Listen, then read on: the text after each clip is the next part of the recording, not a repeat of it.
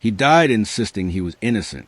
In January 2025, the state of South Carolina executed Marion Bowman Jr. Even though serious questions about his conviction were never fully reviewed, there was no DNA evidence. Witnesses later raised doubts, and claims of hidden evidence remained unresolved. This is the story of how the justice system chose to end a life while doubts still remained. Marion Bowman Jr.'s story began in 2001, when Candy Martin was found dead in Dorchester County, South Carolina. Her body had been placed inside the trunk of her car, which was later burned. The crime shocked the community and created intense pressure on law enforcement to find someone responsible. Investigators focused on people within Candy's circle, including Marion Bowman Jr., someone she had known since childhood. Bowman was arrested and charged with murder. From the moment he was taken into custody, he denied any involvement in the crime. There was no physical or DNA evidence linking Bowman directly to Candy Martin's death. The case against him relied almost entirely on testimony. Several witnesses claimed Bowman had confessed to them or made statements suggesting guilt. These witnesses became the foundation of the prosecution's case. Years later, serious concerns emerged about those testimonies. Many of the witnesses were facing criminal charges of their own at the time they spoke to police.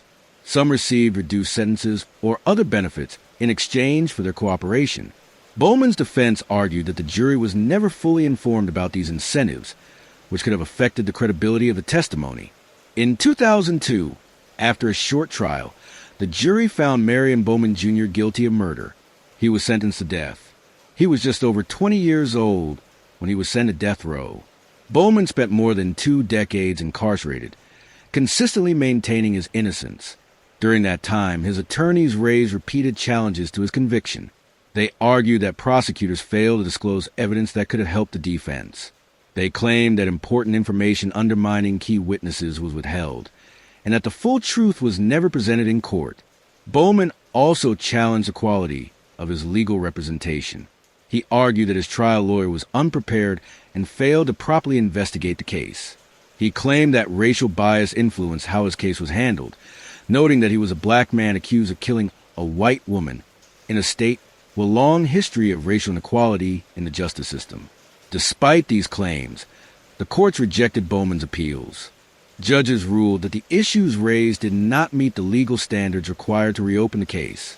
Over time, procedural rules prevented courts from fully reviewing the substance of his claims, even as new evidence and arguments were presented. As the years passed, the national conversation around wrongful convictions grew louder. Across the United States, innocent people were being exonerated after spending decades in prison.